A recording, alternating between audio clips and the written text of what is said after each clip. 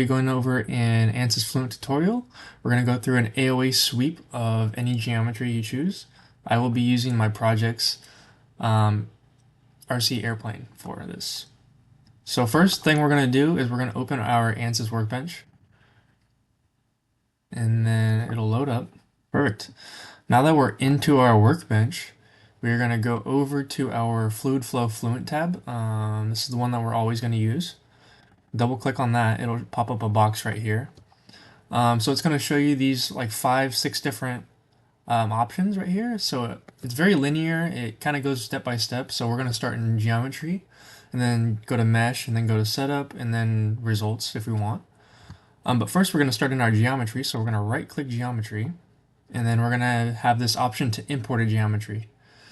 Now the ANSYS will only accept IGS files. However, there is a setting you can change in your configuration manager that will allow you to use SolidWorks part files. But for now, we're going to keep it simple and use the IGS files. So for me, I'm going to use this one right here.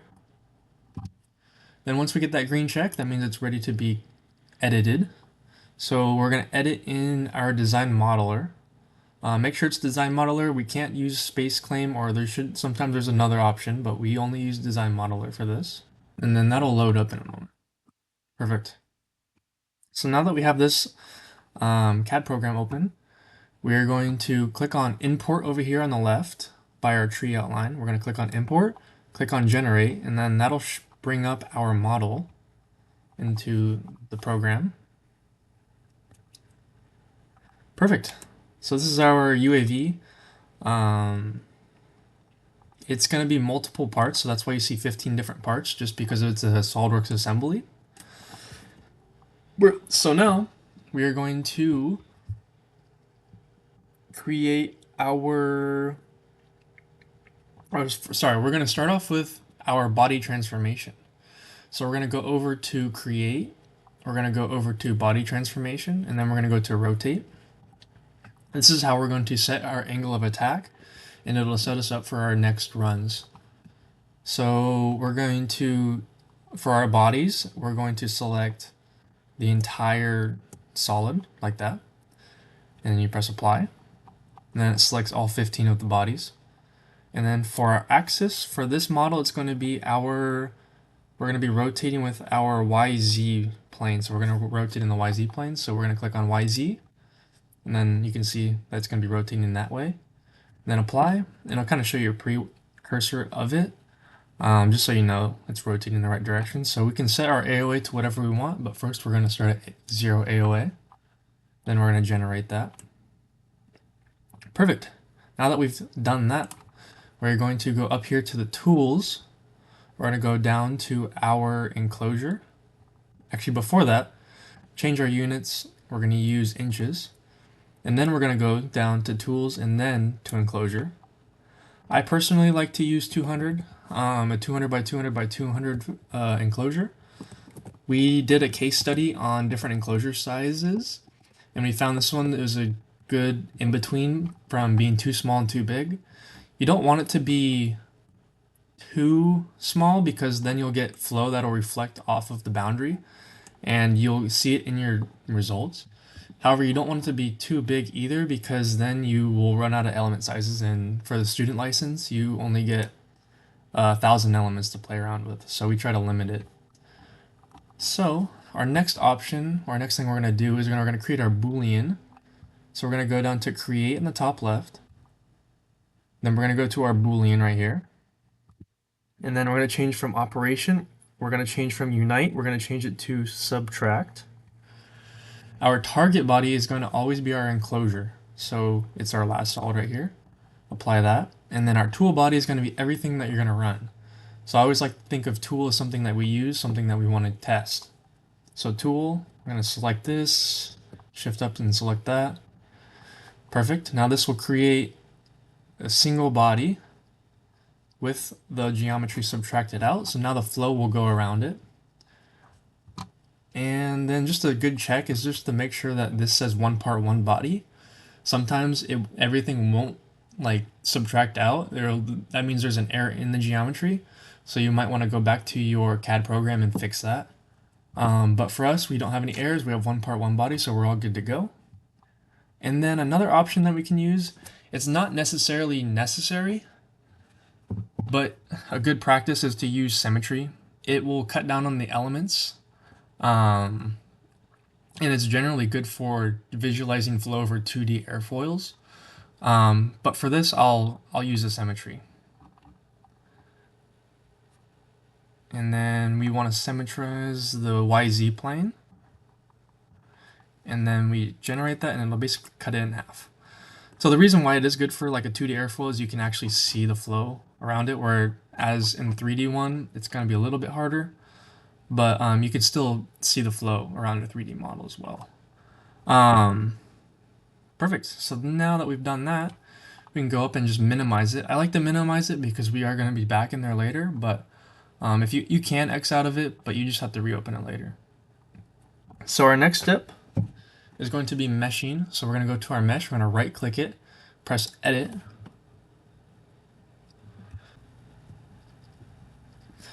And it's always good, you can always see what it's doing down here. Oh, it cut me off. But you can always see what it's doing down here. It'll have a green light and it'll say ready sometimes, and that's when you know it's good. Right now it just says still meshing. That just means we're in the meshing tab right now, actually. So this is going to be what our mesh looks like. Right now we don't have any mesh. This is just the model from what we just did in the geometry thing. So our first step in this tab, we're going to click on mesh on the left, click on generate, and then it just will generate a basic mesh around the whole thing. It's going to go through and do that.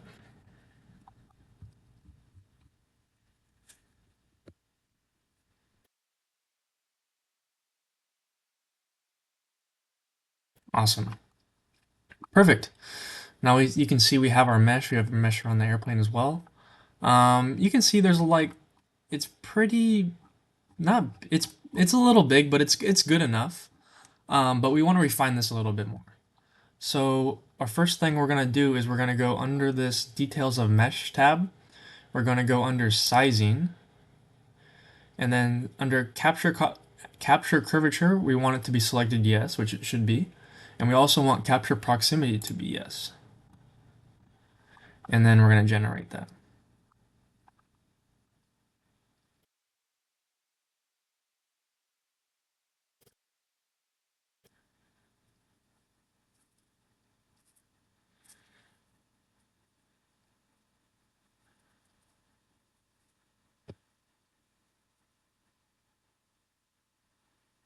Perfect.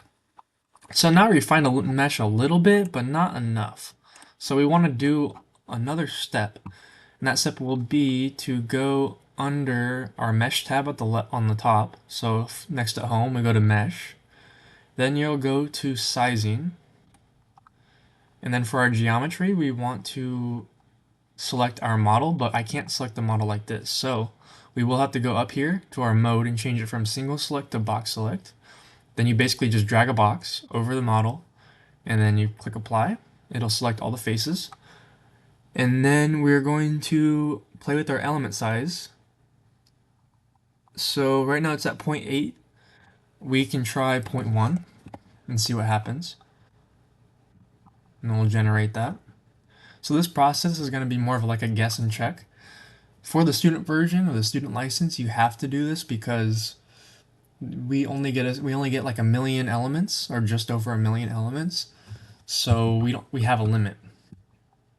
But if you didn't have the student license, you can do as many as you want. So this step is obsolete. So we're going to go to our mesh. We're going to go to statistics under details of mesh. We're going to go to statistics, check our elements. So right now we're at 458,000. So we're about half of our total elements. So from 0.1, we can try 0.01 and generate that. Perfect. Now we can go back to mesh. We're going to check our element sizing again. So still under, we're at 560,000. So we can still do it again, but you can see the mesh is getting more refined. It's a lot more refined than what we were previously at. And we're going to go back. So we had it at 0.01. I personally won't use 0.001, even though, because that's like the next one. It grows exponentially. So if we do 0.001, I've found that it will produce some errors, or it just won't generate because it's a lot of elements. So I'll do 0.005 and see what happens.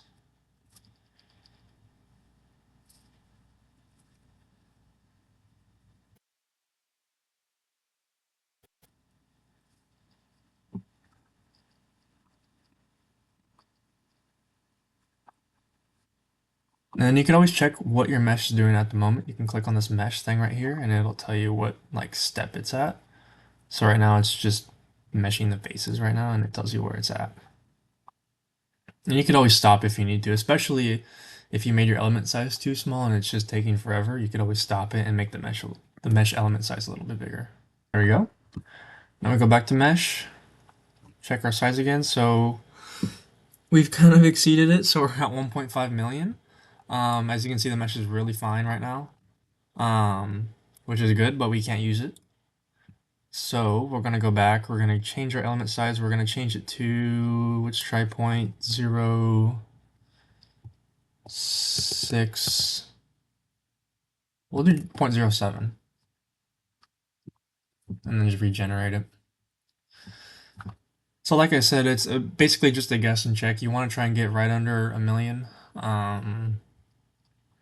That just will give us our best mesh quality for the model.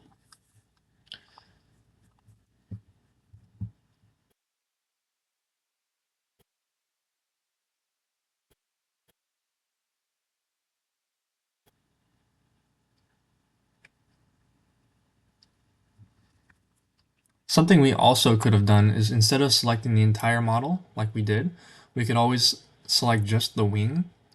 That way we can make the mesh even finer. But for this case, we're using the whole model because I'm doing a full model test. So we can go to our mesh, check our element size. So we're at 800,000, or right around 900,000. So that's good enough. So now our next step is going to be naming the faces and naming the model. So since I'm in box select, I'm just going to select the model first. So drag over, select the model. Then you're going to press N on your keyboard. So press N, this thing will pop up. You can name it whatever you want. So I'm going to call it model. Then press enter. Then you'll see your name selections will pop up on the left. Next, we're going to change from box select to our single select. Now we want to define our inlet and outlet. So this is going to be our inlet. You could always just double check. It's always good practice too. So here's the front. So the airflow is going this way. So that means what this would be our inlet. So same thing with this selected, you'll press N. You're going to call it inlet. And then we're going to call this one outlet. Next, since we do have a symmetry, our symmetry face is going to be called symmetry. So same thing, we're going to call this one symmetry. And then for our other three walls, we're going to just call them walls. You can click on one, hold control, click on another one, hold control, click on that one, and then press N and then name them and just call it walls. But if that doesn't work, sometimes it won't work. You could always just click on one and then name it wall, or just wall like that. All right, now that we've done that, our last step in this tab is going to be updating it. You can click this update tab right here. You could also right click mesh and then press update. Then you'll see a blue thing that'll let you know if it's updated or not. It should pop up in a moment. There we go. Also, you can go back to your workbench, and sometimes if you didn't update it, you'll see like a yellow lightning bolt that looks just like this one right here. If that happens, that means it's just not updated. You can right click on mesh from here, then press this update tab right here. So, with that in mind, we're going to head to our setup. So right click setup, we're going to press edit, and then it's going to bring up our setup tab.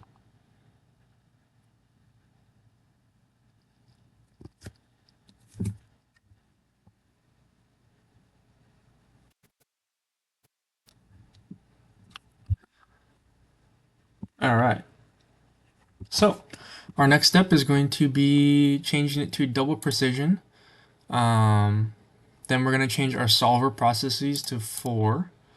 4 is the limit of the student version, so we can't use any more than that. But double precision and 4, and then you press start. All right, now that it's loading up, we will see this open up a little bit as well. There we go. Awesome. So now we have our model in. It kind of shows you the inlet and outlet. You can always double check, just make sure the flow is going the right way. So our first step is going to be under general. We're gonna just click on it. This is the display that it'll have. All these settings are the same, so they should be good. Under models, we're going to double click on models, and then under viscous SSTK omega, and click on that, edit, and then we're going to change our SST solver to our gecko. So, and then we're going to change the constant right here from 1.75 to 2. So last year we did a case study on the gecko and the SST, and we compared the two. And we also found documentation about the gecko, and we found that it can predict turbulent flow a lot better. So there was a document that showed that, and 2 was the value that we would like to use. So this is the settings that we're going to use, but it doesn't necessarily have to always be like this. You could always use the K omega SST model. That is also a really good model. But for us, we're going to use gecko, and then we're going to use a constant of 2. And then just press OK. Perfect. So now under materials, just verify that you're under fluid and it's air. Then next you're going to go under boundary conditions. Double click on boundary conditions. Gonna check, make sure our inlet is a velocity inlet type. We're gonna go to model, make sure it's a wall type. Outlet should be pressure outlet. And then our symmetry should be symmetry. And then our wall and walls should also be a wall type. Now under the same tab, we're gonna double click on inlet, or click on inlet and then press edit right here.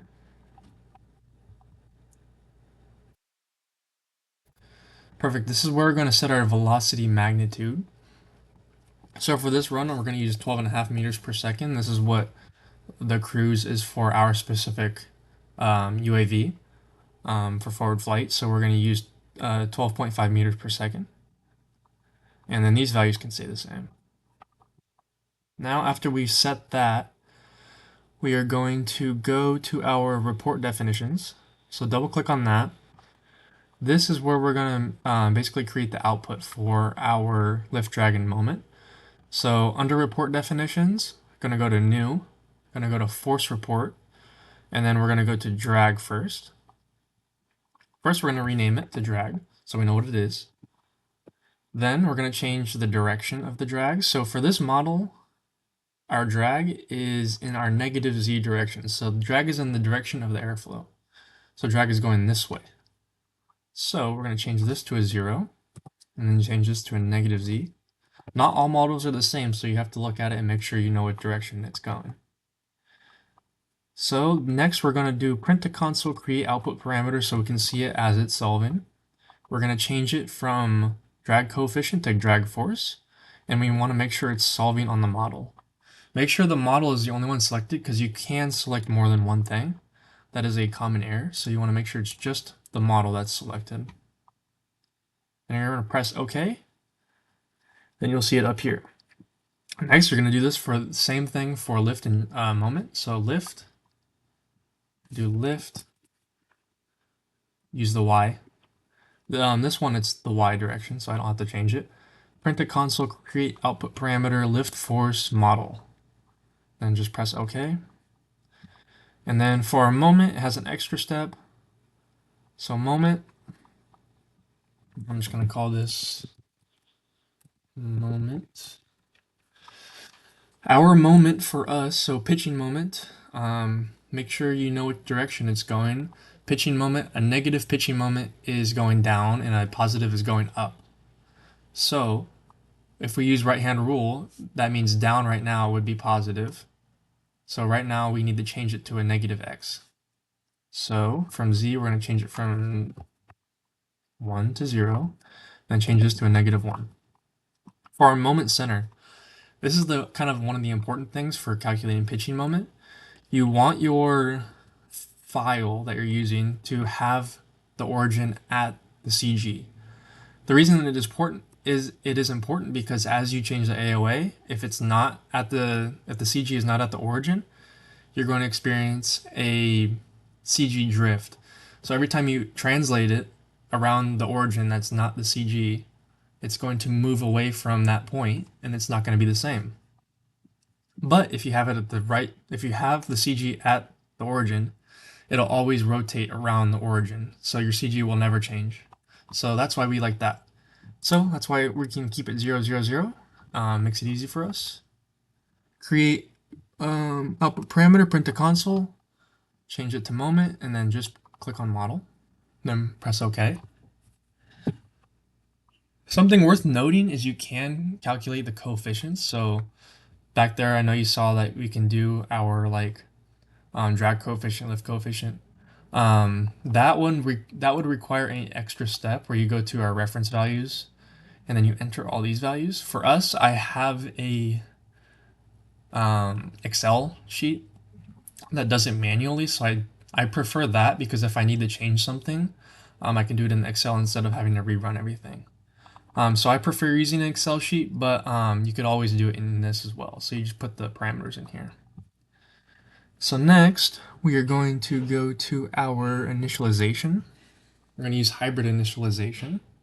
So hybrid initialization and then press initialize. And then right here, it should go to 10. And it probably won't converge for this model. So that's to be expected. This is a complicated model and it usually doesn't converge anyways. It does need to reach e to the -7, so it needs to surpass this number right here. So we're going to let it do a little bit more. So we're going to up the iterations from 10 under more settings. We're going to up the iterations to 12, apply, and then initialize. And then just press OK. Then it's going to reinitialize,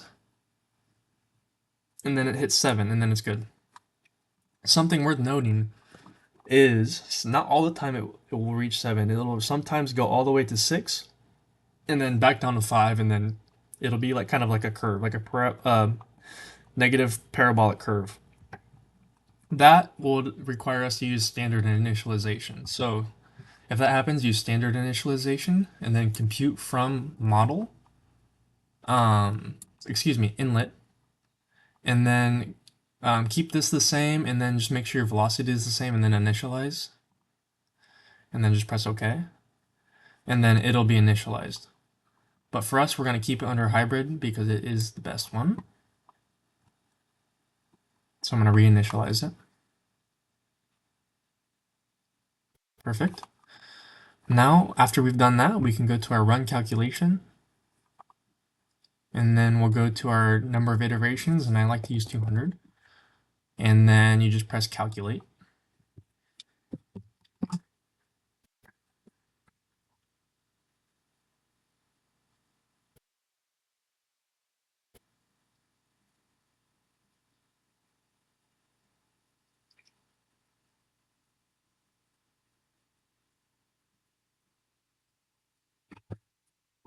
Perfect. So now you can see, that's why we use print to console, so we can kind of see this stuff. So you can check on our lift, our drag, lift, and moment. It's always good to just double check, just to make sure the numbers are like right. Sometimes you'll see the numbers like really off, and then that's how you know you need to stop it, and then make sure all your settings are correct and everything. So our drag and lift and moment, they all look pretty good. Something worth noting is under our scaled residuals, you're going to see all these different values. Once these values all reach a tolerance of this number, so 1e to the -3rd, that's when it'll automatically stop, so it won't even reach the 200 iterations. But usually it doesn't reach that. It doesn't converge that quickly. So it usually will make it through the 200. But it is good to look just to make sure these values make sense. So it looks like our lift is settling pretty well, and our drag is also settling.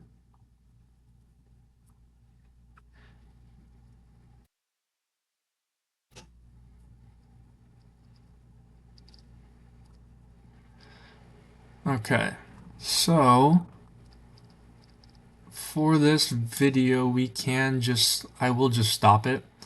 I would usually let it just run out to the at least 150 iterations, but or even just the 200 iterations. But for now, we're just gonna stop it for time's sake, because my computer's slow, it won't do all of it quickly. So I mean, it's settling pretty well, anyways. So we can go ahead and just stop it. And usually it'll say, yeah, calculation complete. And then after that, you're going to go to your report definitions. You're going to click on lift, drag, moment, and then press compute. And then it'll give you those forces for you. So lift right here, drag, and then moment. These values all make sense, which is good. Then the next thing you're going to do is you're going to X out of this tab. So yeah, you do want to quit this one.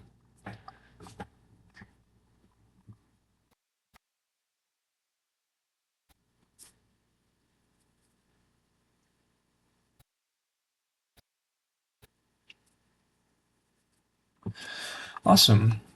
So now that we've done the first initial run at 0 AOA, where you're going to start our AOA sweep, this process will be a little bit quicker than the first process because we had to set everything up. But thankfully, we kept these tabs open right here, so we don't have to reopen them.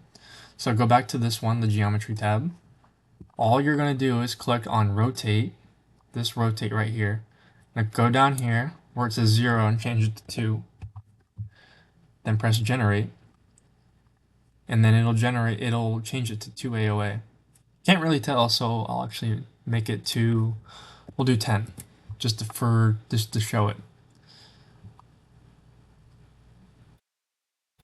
So yeah, you can see it rotates in there, but I'm going to change it back to 2.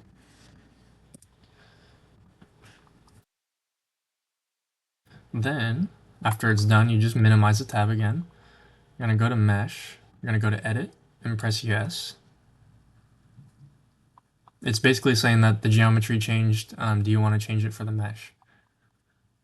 And so now that we're back in the mesh, all we have to do is click on Mesh, click on Generate, and all of our settings should stay the same. Okay, I don't know what that was. It went away. But our mesh is good. Something else we can do that I didn't mention before is we can check on our mesh quality. So what we're going to do is under the details of mesh, we're going to go to our quality and then check mesh quality. We're going to do mesh quality worksheet. And then you're going to see this thing pop up on the bottom of my screen in a moment. So right now we're all in the yellow, which is like borderline good and bad. You don't want it to be in red. You ideally want it to be in green, but our model is so complicated and we're using the student license that it's pretty hard to get it into the green.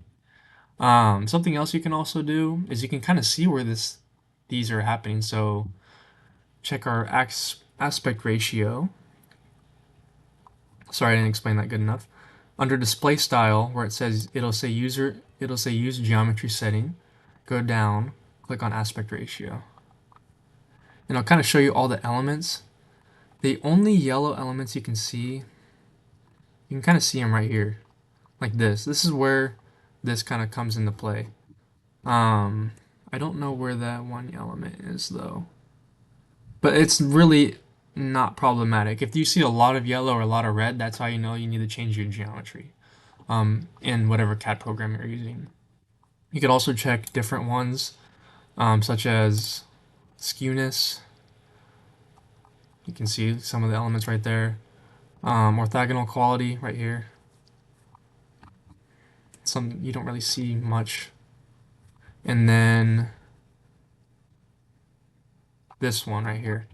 So this one It kind of creates this blue box. You can't really see it.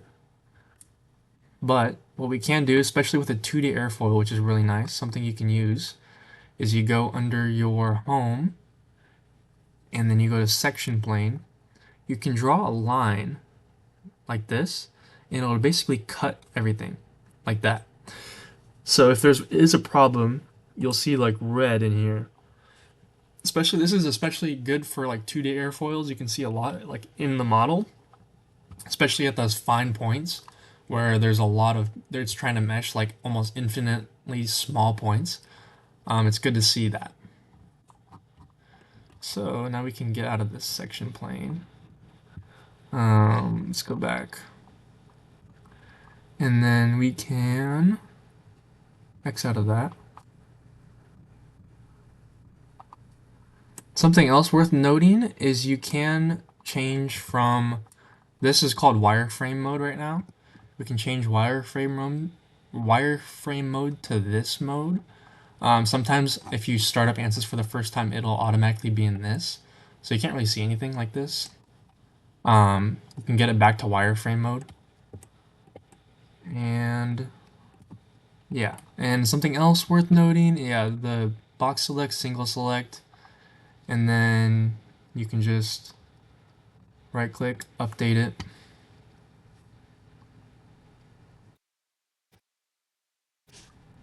Okay. Now, go to our setup again. Yep, press yes.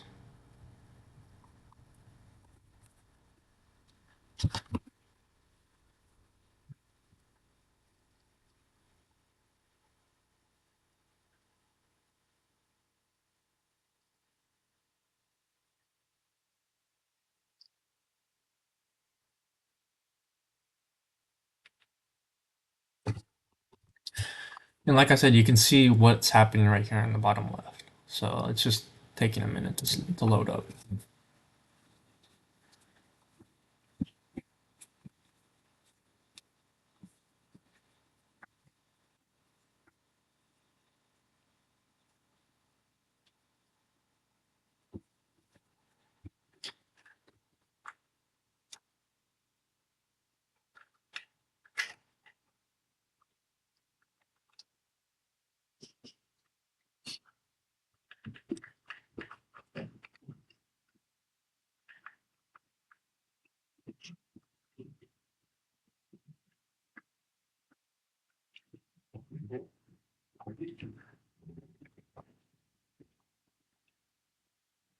Oh, okay.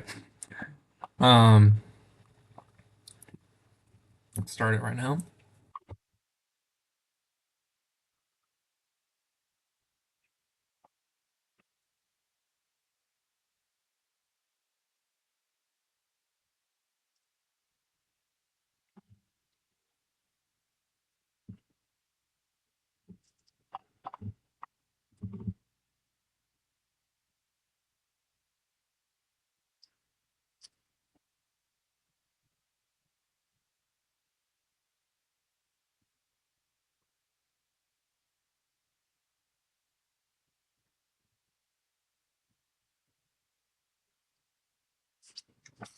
All right. It's finally loaded. Everything should be the same already. It's always good to double check. Make sure it says generalized K omega, so which is the gecko. You can just double check. Gecko. Then you want to make sure your inlet is still the same. Inlet velocity. Yep. And then your report definitions will all be here. And you can do the same thing. You can initialization. This time we'll use standard. We'll go to compute from the inlet. Oops. Inlet. Make sure our z velocity is correct. Initialize. And then it's good. Run calculation. 200 iterations should already be set. Press calculate, and then it'll start to calculate.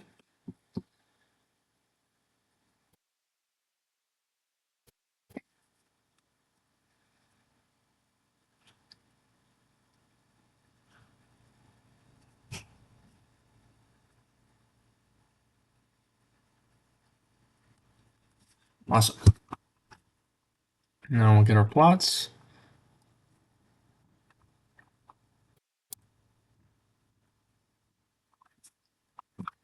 And sometimes you will see oscillations in the model. It is very likely that you will, especially at the higher AOAs. That is sometimes usually it's either a geometry issue, a meshing issue. Sometimes you can't avoid it. It depends how severe the oscillation is. That means it's just not converging the right way. It's not finding a specific number. So what I like to do, if it's like continuous like oscillation, that's like you can see it, it's just like a sine wave.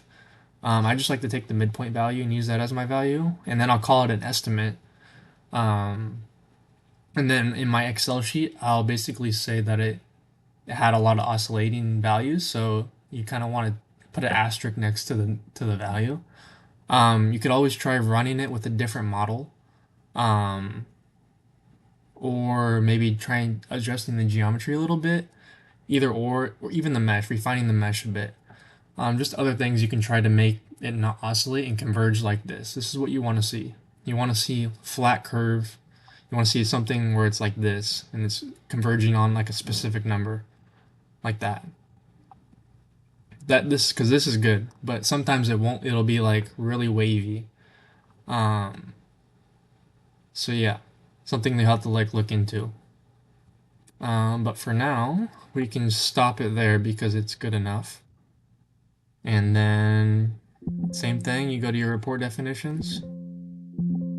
Report definitions, click on all three, calculate, then you get your values, put them in wherever, Excel file, wherever you keep track, notes file.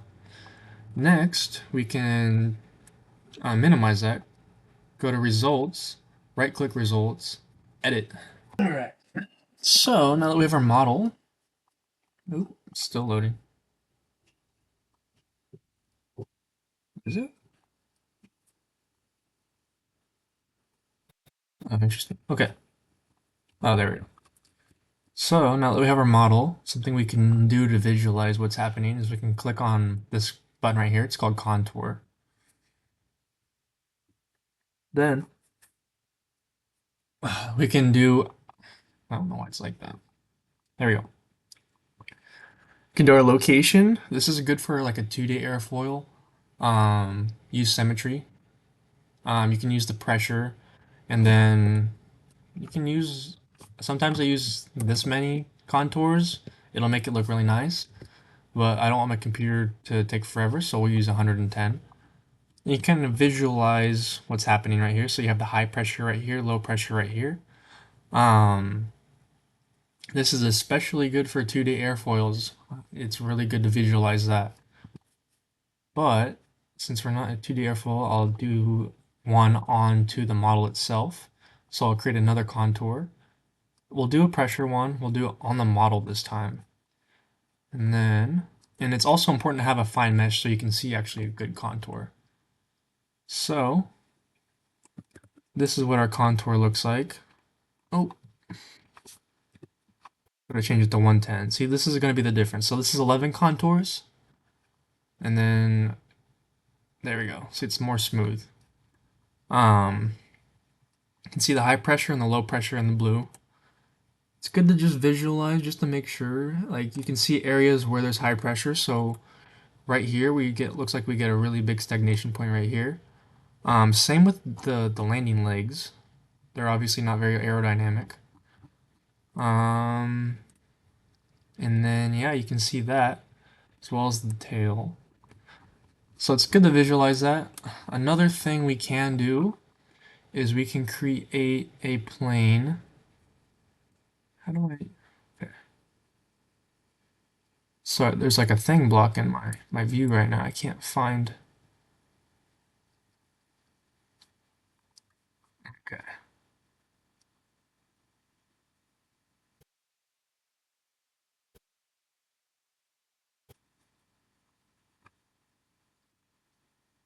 Okay, sorry.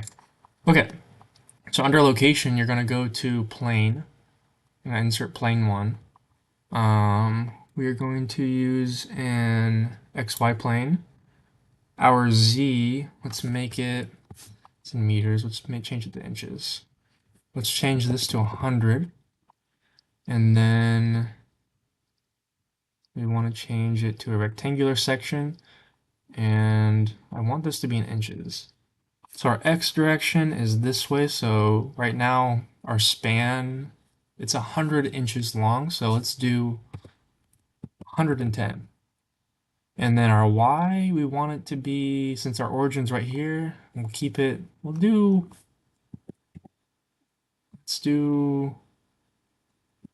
we'll do 10 inches. And then apply that. That'll create a plane somewhere, right? Not really good looking plane, but we can use we can do the streamline. So go up to streamline 1. Oh, okay, it just crashed on me. That sometimes happens when you try to do stuff in ANSYS. So I'm gonna open it back up.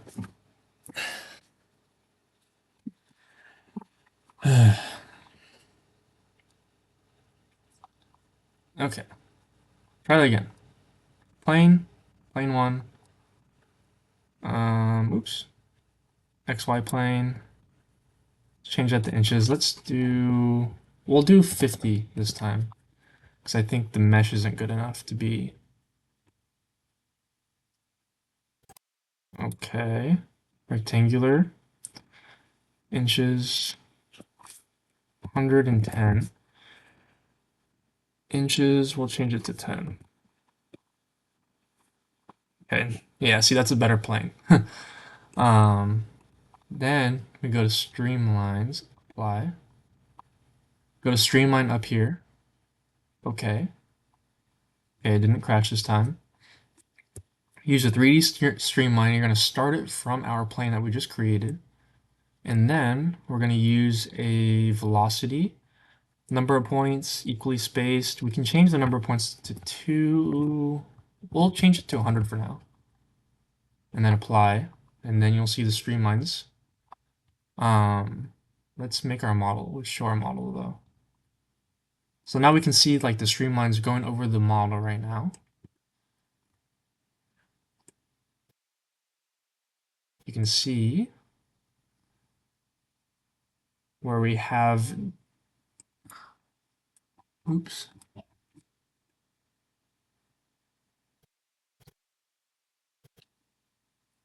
So the red is going to be the high velocity. So it's something that's what we expect. We want the red to be on top. Blue is going to be low velocity, so on the bottom should be some blue lines, which we have there. Looks like we don't have any lines going over here. We could always make more, so 100, do 200. You can also do 300. I'll do 400.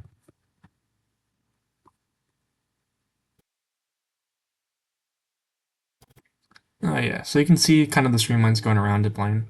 It's always good to visualize. So, and this looks a lot better with the 3D model, but I have the symmetry cut. Typically I don't use a symmetry cut for like planes like this if I want to visualize it, just because it looks a lot better. But we do get the save down on elements, which is nice. And then, yeah, so there's a lot you can play around with, contours, streamlines. You can also do seeding points, like particles, like PIV. Yeah, you can play with everything around it. So we can also show a contour. Let's do a turbulence contour on the symmetry model. Apply. Okay, you can't really see it. Come on. There we go. They can kind of see turbulence on the wall, though. It's only shown on the wall. You can see where the flow kind of detaches right here. This is good for a wing, typically. So if we wanted to test our wing, we can see where the flow is detaching. Let's see, we could also show our density. I don't know if that'll show anything. Okay, it doesn't show much. But yeah, you can play around with this stuff, so I like playing around with it. You just see what happens when you mess with things. So, but yeah, that's basically it, and that's how you do a AOA sweep. You just continue with those steps, go back to the geometry, do the same thing, change the AOA to whatever AOA you want, and then just keep doing it over and over and over.